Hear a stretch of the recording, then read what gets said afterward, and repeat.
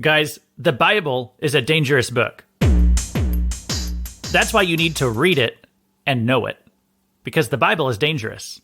You can take the Bible and use it to make you say anything you want. You need to know what the Bible actually says, not what some guy on a podcast tells you it says. You need to read it for yourself. Like, if I get something wrong, then I'm wrong, and the Bible is still right. Now, I'm trying to help you understand the Bible. That's my passion.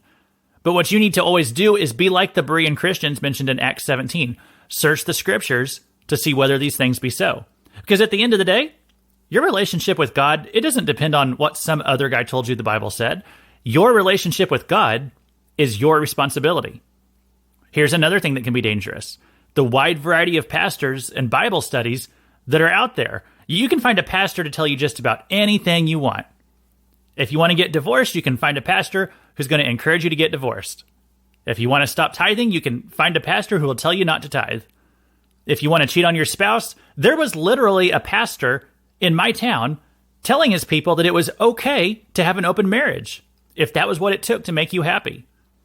Look, you can find a pastor or a so-called Bible study that will justify whatever sin that you want to commit, whatever makes you happy. And that's why, regardless of what anybody tells you the Bible says, you need to know the Bible for yourself. If someone says something to you that you don't think sounds right, check it out next to the Bible, because there's a judgment day coming when we all must stand before God. And you won't be able to say, a pastor told me A, B, and C, when the Bible said X, Y, and Z. As Ezekiel says, you'll be hiding behind a whitewashed wall.